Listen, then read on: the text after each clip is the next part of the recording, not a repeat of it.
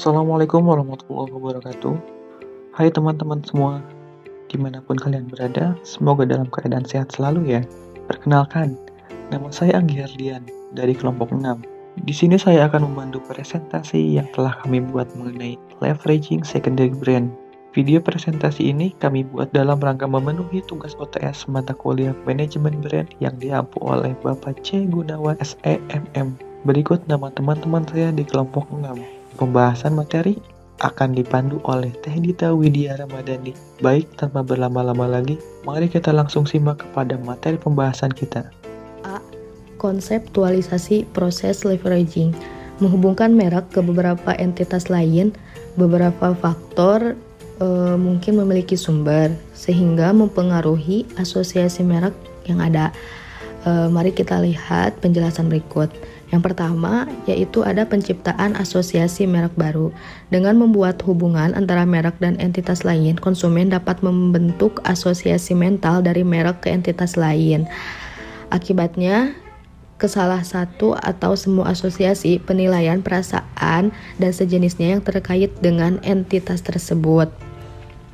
Dengan kata lain, ketika konsumen tidak terlalu peduli atau tidak merasa bahwa mereka memiliki pengetahuan untuk memilih merek yang sesuai, mereka mungkin lebih cenderung membuat keputusan merek berdasarkan pertimbangan sekunder, seperti apa yang mereka pikirkan.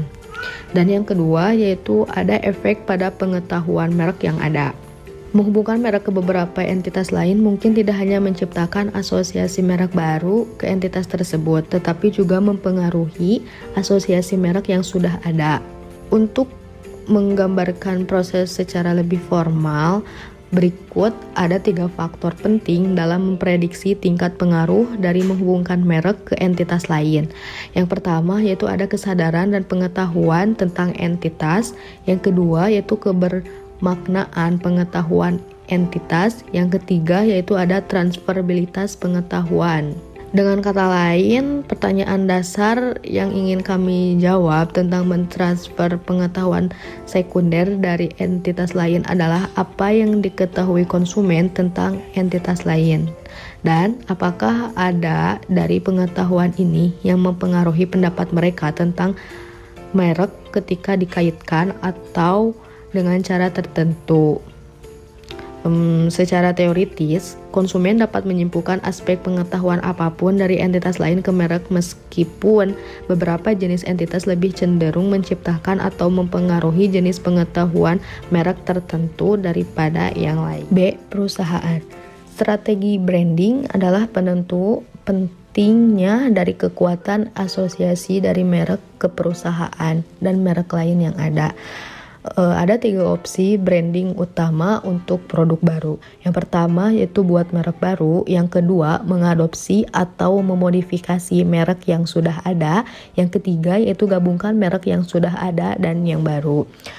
Merek yang ada mungkin terkait dengan merek korporat, katakanlah Samsung, atau merek produk tertentu seperti ponsel 4G Samsung Galaxy S. Jika merek dikaitkan dengan merek yang sudah ada, seperti opsi 2 dan 3, maka pengetahuan tentang merek yang ada juga dapat dikaitkan dengan merek tersebut. Secara khusus, merek korporat atau keluarga dapat menjadi sumber dari banyak ekuitas merek. Misalnya, merek korporat dapat membangkitkan asosiasi atribut produk umum, manfaat atau sikap dan orang atau hubungan, program dan nilai dan kredibilitas perusahaan. C. Negara asal dan daerah geografis lainnya. Dunia menjadi bazar budaya di mana konsumen dapat memilih merek yang berasal dari berbagai negara. Berdasarkan keyakinan mereka tentang kualitas jenis produk tertentu dari negara tertentu atau citra yang dikomunikasikan oleh merek atau produk tersebut. Dengan demikian, konsumen dari mana saja di dunia dapat memilih untuk mengenakan setelan Italia, berolahraga dengan sepatu atletik Amerika Serikat, mendengarkan pemutar MP3 Jepang atau Korea, mengendarai mobil Jerman atau minum ale Inggris. Memilih merek dengan ikatan nasional yang kuat dapat mencerminkan keputusan yang disengaja untuk memaksimalkan utilitas produk dan mengkomunikasikan citra diri berdasarkan apa yang konsumen yakini tentang produk dari negara tersebut. Sejumlah merek mampu menciptakan titik perbedaan yang kuat, sebagian karena identifikasi dan keyakinan konsumen tentang negara asal. Saluran distribusi. Ada istilah transfer citra. Itu menjelaskan bagaimana anggota saluran distribusi dapat secara langsung mempengaruhi ekuitas merek yang mereka jual. Sehingga asosiasi ini sangat bermacam-macam, penetapan harga dan kebijakan kredit, kualitas layanan, dan sebagainya. Pengecer memiliki citra merek mereka sendiri di benak konsumen.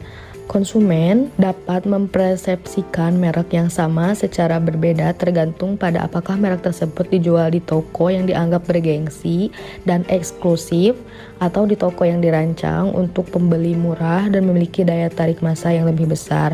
Pengalihan asosiasi citra toko dapat bersifat positif maupun negatif bagi suatu merek. Bagi banyak merek kelas atas, strategi pertumbuhan alami adalah memperluas basis pelanggan dengan membuka saluran distribusi baru. Namun, strategi seperti itu bisa berbahaya tergantung pada bagaimana pelanggan dan pengecer yang ada bereaksi. Merek bersama. Melalui strategi perluasan merek, produk baru dapat dikaitkan dengan merek korporat atau keluarga yang sudah ada yang memiliki kumpulan asosiasinya sendiri. Merek yang sudah ada juga dapat memanfaatkan asosiasi dengan menghubungkan dirinya dengan merek lain dari perusahaan yang sama atau berbeda. Merek bersama juga disebut bundling merek atau aliansi merek. Terjadi ketika dua atau lebih merek yang ada digabungkan menjadi produk bersama atau dipasarkan bersama dalam beberapa cara. Terkait CO branding sendiri, ada keuntungan utama dari CO branding adalah produk dapat diposisikan secara unik dan meyakinkan berdasarkan beberapa merek dalam kampanye. CO branding dapat menciptakan point of difference atau poin paritas yang lebih menarik untuk merek atau keduanya daripada yang mungkin bisa dilakukan.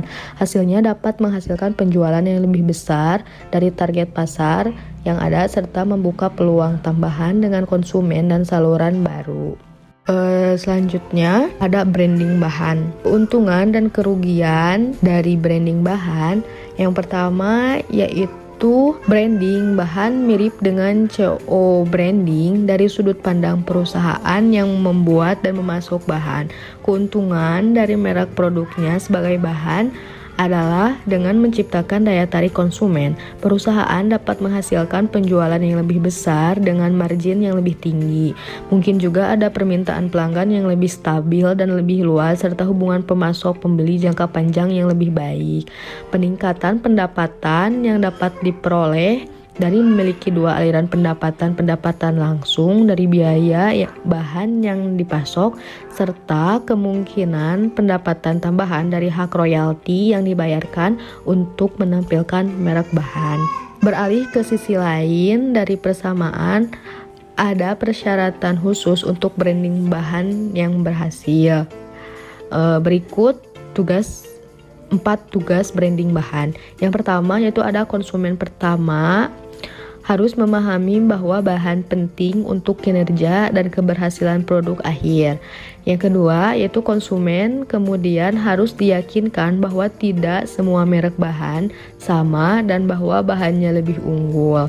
Yang ketiga yaitu ada simbol atau logo yang khas khusus harus dirancang untuk memberi sinyal dengan jelas kepada konsumen bahwa produk utama mengandung bahan tersebut. Yang keempat yaitu akhirnya, program dorong dan tarik yang terkoordinasi harus diterapkan sedemikian rupa sehingga konsumen memahami pentingnya dan keuntungan dari bahan bermerek. F. Lisensi. Perusahaan mengambil sejumlah langkah untuk melindungi diri mereka sendiri dalam perjanjian lisensi mereka, terutama perusahaan yang memiliki sedikit ekuitas merek mereka sendiri dan bergantung pada citra pemberi lisensi mereka. Dalam melisensikan merek dagang korporat mereka, perusahaan mungkin memiliki motivasi yang berbeda, termasuk menghasilkan pendapatan dan keuntungan tambahan. Melindungi merek dagang mereka, meningkatkan exposure mereka, atau meningkatkan citra merek mereka. Bundling keuntungan bisa menarik karena tidak ada biaya persediaan, piutang, atau biaya manufaktur. Dalam kesepakatan rata-rata, pemegang lisensi membayar perusahaan royalti sekitar 5% dari harga grosir setiap produk, meskipun persentase sebenarnya dapat bervariasi dari 2% hingga 10%. G. Dukungan selebritas. Menggunakan orang terkenal dan dikagumi untuk mempromosikan produk adalah fenomena luas dengan sejarah pemasaran yang panjang. Alasan dibalik strategi ini adalah bahwa orang terkenal dapat menarik perhatian ke merek dan membentuk persepsi merek. Berdasarkan kesimpulan yang dibuat konsumen, berdasarkan pengetahuan yang mereka miliki tentang orang terkenal tersebut, harapannya penggemar para selebriti juga menjadi penggemar produk atau jasa mereka. Selebriti harus cukup dikenal untuk meningkatkan kesadaran, citra, dan respons terhadap merek. Secara khusus, seorang endorser selebriti harus memiliki tingkat visibilitas yang tinggi dan sekumpulan asosiasi, penilaian, dan perasaan yang berpotensi berguna. Idealnya, dia akan kredibel dalam hal keahlian, kepercayaan, disukai atau daya tarik, serta memiliki asosiasi khusus yang membawa potensi relevansi produk. H. Acara olahraga, budaya, atau lainnya. Acara memiliki kumpulan asosiasinya sendiri yang dapat dikaitkan dengan merek sponsor dalam kondisi tertentu.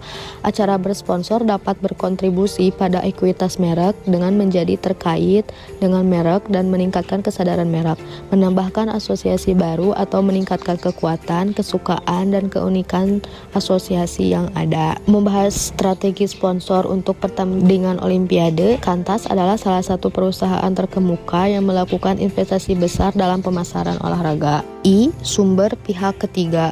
Terakhir, pemasar dapat membuat asosiasi sekunder dengan berbagai cara dengan menghubungkan merek ke berbagai semua pihak ketiga.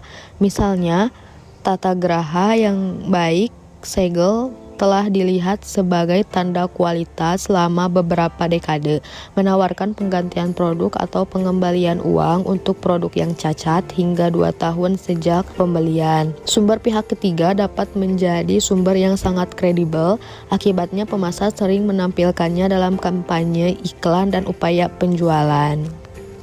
Dukungan dari majalah terkemuka seperti PC Majalah, organisasi seperti American Dental Association, ahli yang diakui seperti kritikus film Roger Ebert atau kritikus elit yang dipilih dengan cermat dari situs ulasan konsumen online, Yelp, jelas dapat meningkatkan persepsi dan sikap terhadap merek tersebut. Baik, dari pembahasan tadi yang telah sama-sama kita dengar, bisa diambil kesimpulan bahwa bab ini mempertimbangkan proses di mana entitas lain dapat dimanfaatkan untuk menciptakan asosiasi sekunder. Entitas lain ini mencakup faktor sumber seperti perusahaan yang membuat produk, tempat produk dibuat, dan tempat pembelian, serta orang, tempat, atau benda terkait. Ketika mereka menghubungkan merek ke entitas lain dengan kumpulan asosiasi mereka sendiri, konsumen mungkin berharap bahwa beberapa asosiasi yang sama ini juga mencirikan merek tersebut. Jadi, terlepas dari bagaimana suatu produk diberi merek, sifat produk itu sendiri dan program pemasaran pendukungnya, pemasar dapat menciptakan ekuitas merek dengan meminjam dari sumber lain.